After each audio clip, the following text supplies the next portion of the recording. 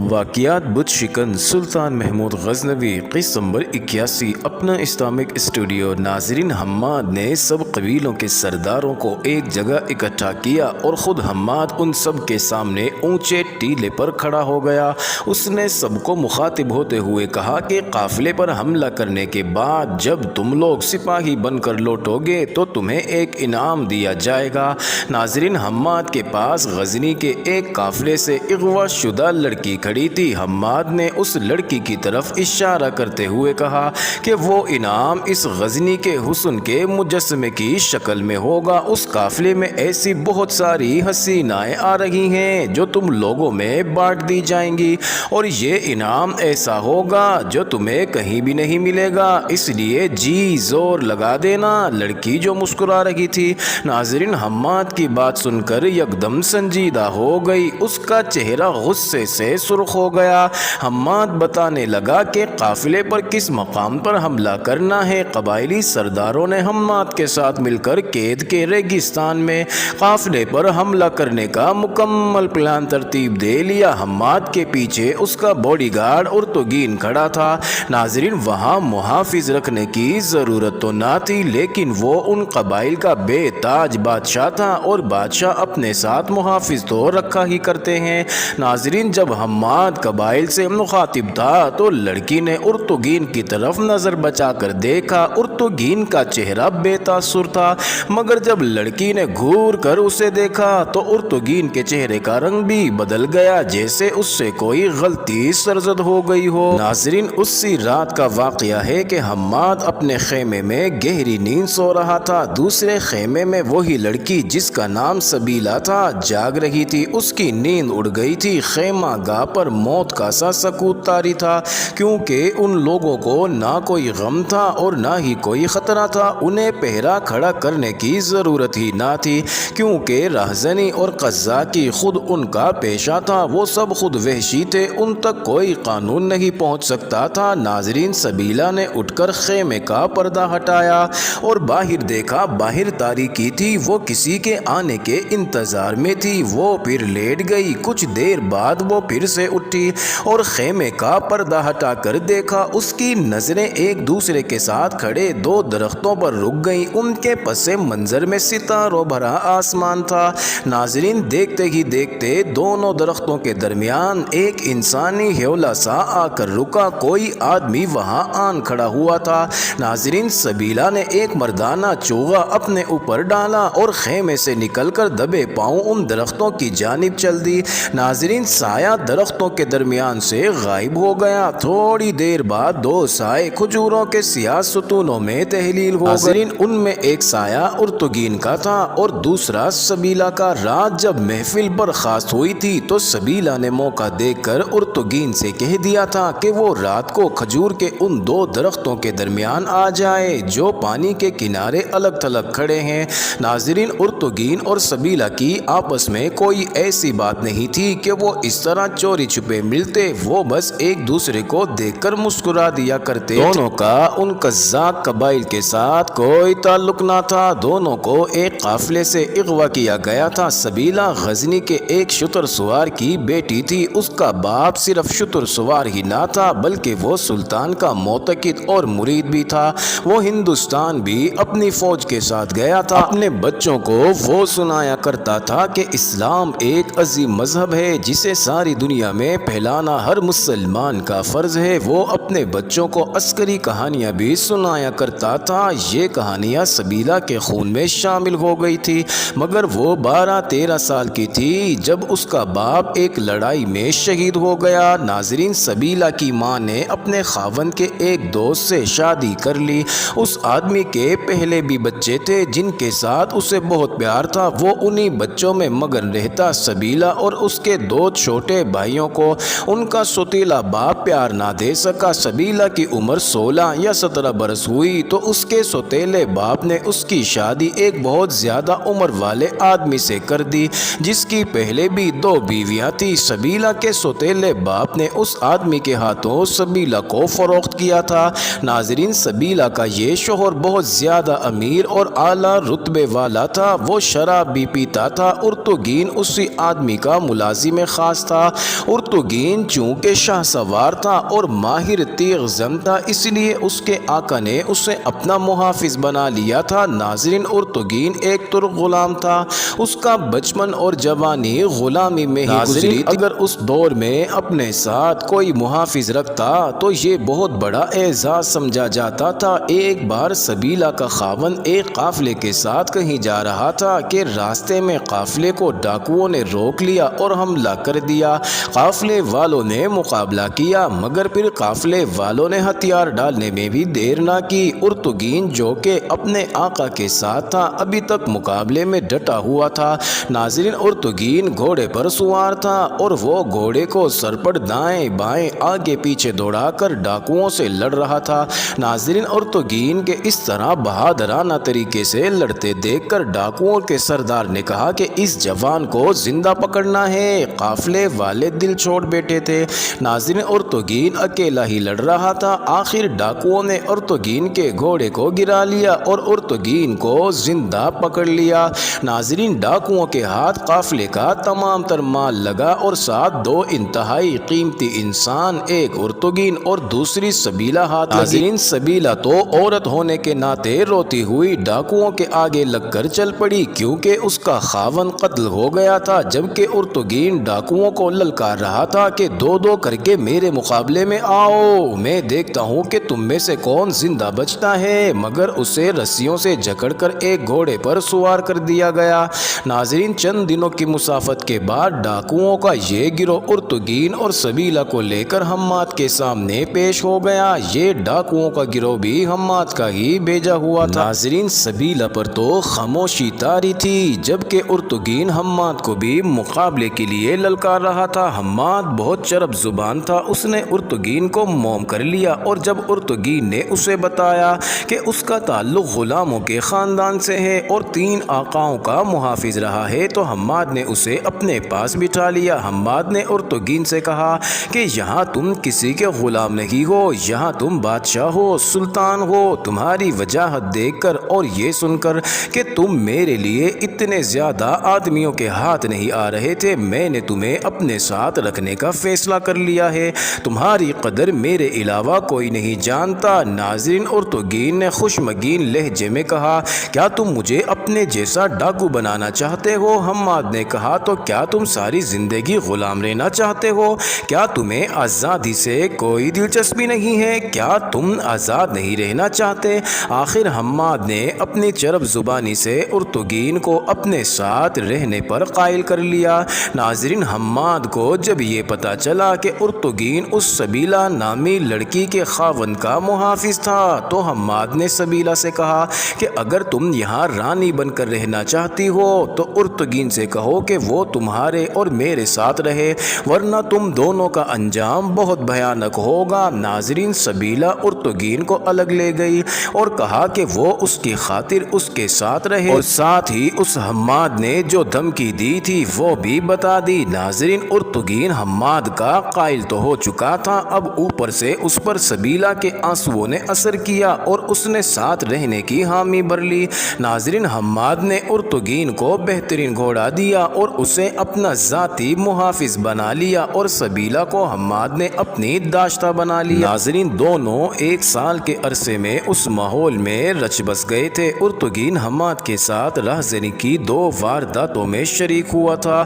وہ چونکہ حماد کا محافظ تھا اس لیے وہ قزاقی میں کم ہی شامل ہوا کرتا تھا۔ بدوؤں کے یہ قبائل اتنے سرکش تھے کہ اپنے اپنے سردار کے علاوہ یہ کسی اور کا حکم نہیں مانتے تھے۔ حماد کو سب اس لیے اپنا بے تاج بادشاہ تسلیم کرتے تھے کہ اس نے خلیفہ بغداد کو اور ہر اس حاکم کو جو انہیں گرفتار کر سکتا تھا اپنے ہاتھوں میں لے رکھا تھا۔ خلیفہ بغداد کو تو بتایا ہی نہیں گیا تھا کہ حماد ایک ڈاکو ہے۔ ناظرین، اس 1 سال کے دوران سبیلہ اور ارطغرل کی ملاقاتیں ہوتی رہی تھی۔ ارطغرل اس کے ساتھ رہتا تھا، دونوں کو ایک دوسرے کے ساتھ یہی لگاؤ تھا کہ دونوں اغوا ہوئے تھے۔ یوں معلوم ہوتا تھا کہ دونوں نے اس زندگی کو پسند کر لیا ہو۔ سبیلہ کو حماد نے ملکہ بنا دیا تھا اور ارطغرل کے ساتھ حماد کا یہ وعدہ پورا ہو گیا تھا کہ وہ یہاں غلام نہیں بلکہ آزاد ہوگا۔ ناظرین، بدو ارطغرل کا بھی احترام کرتے تھے اس رات جب سبیلا ارطغرل سے ملنے گئی تو یہ ان کی پہلی خفیہ ملاقات تھی۔ ارطغرل حیران تھا کہ سبیلا نے اسے یوں چوری چھپے کیوں بلایا ہے۔ کیا وہ اپنے آقا کے ساتھ بے وفائی کرنا چاہتی ہے یا کیا اس نے دھرپردہ تعلقات بنانے کے لیے ارطغرل کو منتخب کیا ہے؟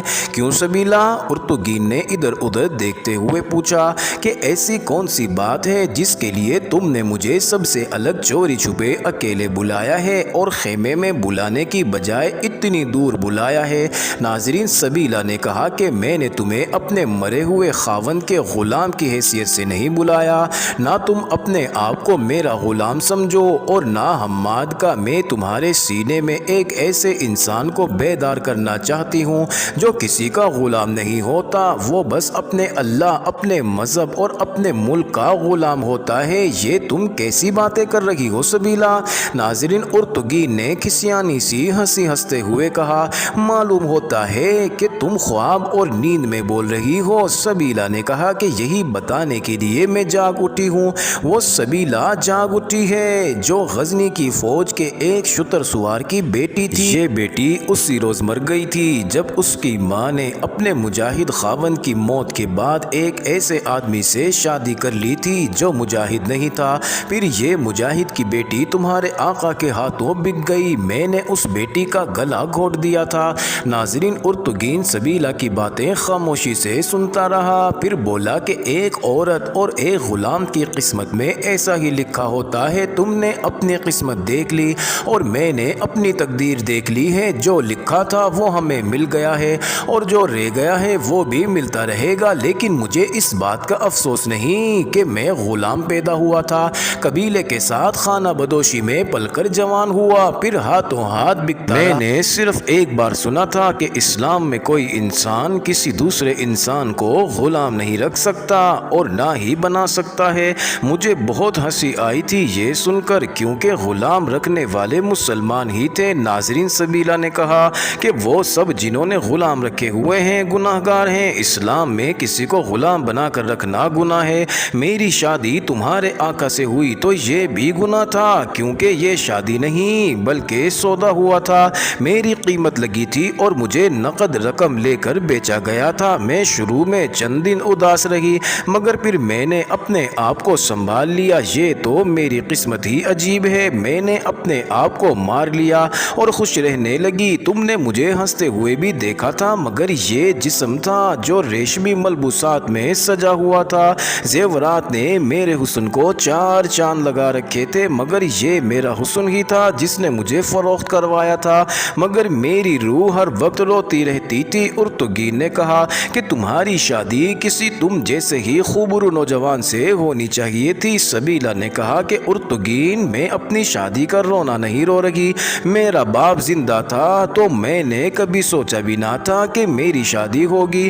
میرے باپ نے میرے ذہن میں یہ ڈال دیا تھا کہ میں مسلمان ہوں اور میں اپنی جان اور مال کی قربانی دے کر کفر کو ختم کرنا ہے اور یہ میرا فرض ہے جسے میں نے ادا کرنا ہے۔ کبھی کبھی مجھے یوں لگتا ہے کہ ہندوستان کے بت خانے مجھے للکار رہے ہیں۔ میرا باپ 2 مرتبہ ہندوستان گیا تھا، وہ ہندوستان کے قلعوں کی تسخیر میں شامل تھا۔ اس نے دیوی دیوتاؤں کے بت ٹوٹتے ہوئے دیکھے تھے، اس نے بت خانوں میں اذانیں سنی تھی۔ میرا باپ ان مجاہدین اسلام میں سے تھا جن کی عمریں جہاد میں گزر جاتی ہیں۔ ناظرین، ارطغرل نے کہا کہ سبیلا، تم بھول گئی ہو کہ ہم لوگ کہاں بیٹھے ہوئے ہیں۔ اگر کسی نے دیکھ لیا تو حماد ہمارے ہاتھ پاؤں بندھوا کر ہمیں صحرا میں پکوا دے گا۔ صحرا کی موت کو تم تصور میں لا سکتی ہو کہ کتنی اذیت ناک ہوتی ہے۔ مجھے جلدی جلدی بتاؤ کہ آج رات تم اپنے ماضی کو اتنا کیوں یاد کر رہی ہو؟ اگر تم نے اپنا من مار لیا تھا تو اسے زندہ کیوں کر رہی ہو؟ یہ زنجیریں ٹوٹ نہیں سکیں جس میں اب تم جکڑی گئی ہو۔ میں تو دیکھ رہا تھا کہ تم یہاں خوش ہو۔ ناظرین، سبیلا نے کہا کہ ہاں ارطغرل، میں یہاں خوش تھی۔ اگر انسان صرف گوشت اور ہڈیوں کا مجسمہ ہے تو میں یہاں بہت خوش تھی، مگر رات میرا مجسمہ مر گیا ہے اور روح زندہ ہو گئی ہے۔ اب میں تمہیں بیدار کرنے آئی ہوں، مجھے تمہاری مدد کی ضرورت ہے۔ ناظرین، ارطغرل نے کہا کہ کیا میں تمہیں یہاں سے بھگا لے جاؤں؟ لیکن بہت مشکل کام ہے۔ سبیلا نے کہا کہ نہیں، نہیں، میں یہاں سے نہیں بھاگوں گی، ہاں مگر تم یہاں سے بھاگ جاؤ۔ سنو ارطغرل، جب تم میرے مرے ہوئے خاوند کے غلام اور محافظ تھے تو میرا تمہارے ساتھ کیسا سلوک تھا؟ تمہیں یاد ہے ارطغرل، ایک بار میرا خاوند تمہیں کسی کام سے بہت دور بھیج رہا تھا اور تم سخت بیمار تھے، مگر خاوند کہہ رہا تھا کہ تم چاہے راستے میں ہی مر جاؤ، تمہیں ہی جانا پڑے گا۔ اس وقت میں نے تمہیں بچایا تھا، میں اپنے خاوند سے لڑ پڑی تھی کہ وہ تمہیں اتنے لمبے سفر پر بھیج رہا تھا اور تم سے تو کھڑا تک نہیں ہوا جا رہا تھا، میں نے تمہیں رکوا لیا، طبیب کو بلا کر تمہیں دوا لے کر دی، تم نہیں جانتے کہ اس وجہ سے مجھے اپنے خاوند سے کیسی کیسی بیہودہ باتیں سننا پڑی تھیں۔ ناظرین، ارطغرل نے کہا کہ مجھے یاد ہے سبیلا، مجھے سب یاد ہے، میں کچھ نہیں بھولا، آقا نے مجھے بھی بہت کچھ کہا تھا اور اس نے یہاں تک کہا تھا کہ تمہاری اور سبیلا کی ایک دوسرے میں دلچسپی فوراً ختم ہو جانی چاہیے، ورنہ تم جانتے ہو کہ غلاموں کی سزا کیا ہوتی ہے۔ میں ان قزاقوں کے ساتھ خوش ہوں سبیلا، یہاں مجھے کوئی غلام نہیں کہتا، اگر تم تکلیف میں ہو تو تم نے میرے ساتھ جو نیکیاں کی ہیں ان کا صلہ دینے کے لیے اپنی جان بھی قربان کر دوں گا۔ ناظرین، سبیلا کچھ دیر چپ رہی اور ارطغرل کو دیکھتی رہی۔ صحرا کی وہ رات بھی چپ چاپ گزر رہی تھی۔ ناظرین، صحرائی لومڑیاں بھی سو گئی تھی۔ خیمہ گاہ کی حالت ایسی تھی کہ جیسے لاشیں پڑی ہوئی ہوں، مگر سبیلا کے سینے میں آگ کے بگولے اٹھ رہے تھے۔ ناظرین، ارطغرل نے کہا کہ کہو سبیلا، کیوں چپ ہو گئی ہو؟ اپنے غلام کو آزما لو۔ ناظرین، سبیلا نے ٹھنڈی آہ بھر کر کہا کہ سوچ رہی ہوں کہ تم میری بات سمجھ پاؤ گے بھی یا نہیں، مگر پھر بھی کہہ دیتی ہوں، غور سے سن لو، مجھے اپنی ذات کے لیے کچھ نہیں چاہیے، کوئی صلہ بھی نہیں چاہیے۔ تم نے حماد کی باتیں غور سے سنی تھی جو اس نے بدو سرداروں کے سامنے کہی تھی، وہ غزنی کے حاجیوں کے قافلے کو لوٹنا چاہتا۔ ناظرین، ارطغرل نے کہا کیا تم اسے ایسا کرنے سے روک سکتی ہو؟ تم نے ابھی تک غزنی کو اپنے دل و دماغ سے نہیں اتارا ہے۔ سبیلا نے کہا کہ اتار دیا تھا، لیکن غزنی کی آبرو میرے خون میں موجود ہے۔ حماد جب غزنی کا قافلہ لوٹنے کی باتیں کر رہا تھا تو میں نے کچھ محسوس نہیں کیا تھا، مگر جب اس نے میرے سر پر ہاتھ رکھ کر کہا تھا کہ یہ غزنی کے حسن کا نمونہ ہے اور یہ تمہارا انعام ہوگا اور غزنی کے قافلے کے ساتھ ایسی بہت سی لڑکیاں ہوں گی، تو میرا جسم کانپ اٹھا جیسے ہوا کا بہت ہی سرد جھونکا آیا ہو یا زمین ہل گئی ہو۔ میرا مجاہد باپ میری آنکھوں کے سامنے آ گیا تھا، اس کی وہ باتیں مجھے سنائی دینے لگی تھی جو اس نے مجھے 12-13 سال کی عمر میں سنائی تھی۔ میں عورت تھی، حماد کی زبان کا تیر میرے دل میں اتر گیا تھا، میں حماد کو جواباً کچھ نہ کہہ سکی تھی۔ ارطغرل نے کہا کہ تم نے شاید حماد کی اسی بات سے خفا ہو کر میری طرف دیکھا تھا۔ سبیلا نے کہا کہ ہاں، میرے سینے میں انتقام کا شعلہ بھڑک اٹھا تھا، اس وقت وہاں اللہ کے بعد تم وہاں موجود تھے جس کی طرف میں دیکھ سکتی تھی، مگر تمہارا چہرہ بتا رہا تھا کہ تم نے کچھ بھی محسوس نہیں کیا تھا۔ میں نے اسی وقت سوچ لیا تھا کہ میں تمہیں تنہائی میں بلاؤں گی اور تمہارے اندر اور دل میں اس مٹی کی آبرو کا احساس پیدا کروں گی جس نے تمہیں جنم دیا تھا۔ میں نے یہ بھی سوچا تھا کہ میں بے بس اور مجبور ہوں اور قزاق قبیلے کے اس بادشاہ کا کچھ نہیں بگاڑ سکتی۔ میں نے یہ چوٹ بھی برداشت کرنے کا ارادہ کر لیا تھا، مگر خیمے میں جا کر حماد نے مجھے ایسی بدمست اور مخمور نگاہوں سے دیکھا اور جب میں نے اس کے جسم کی تپش محسوس کی تو میرے اندر انتقام کی آگ بھڑک اٹھی۔ سن رہے ہو ارطغرل نے کہا کہ ہاں، سن رہا ہوں، تمہارے انتقام کے شعلے بے بس اور مجبور ہیں۔ ناظرین، سبیلا نے کہا کہ حماد نے کہا تھا کہ سنا ہے کہ غزنی کا سلطان اپنے آپ کو بت شکن کہلاتا ہے۔ پھر حماد نے قہقہ لگا کر کہا کہ محمود مجھ جیسا لٹیرا ہی ہے، ڈاکہ زن ہے، میں کسی روز اس بت شکن کا بت توڑ دوں گا۔ حماد کی یہ بات سن کر ایک بار پھر میرا خون کھول اٹھا۔ وہ جب گہری نیند سو گیا تو میں نے چپکے سے اس کا خنجر نکالا، میرے ہاتھ کانپ رہے تھے، میں نے شمع کی روشنی میں اندازہ کر لیا کہ اس کا دل کہاں پر ہے۔ معزز ناظرین، یہ انٹرسٹنگ ویڈیو جاری ہے، اگلی ویڈیو قسط نمبر 82 میں دیکھنا مت بھولیے گا۔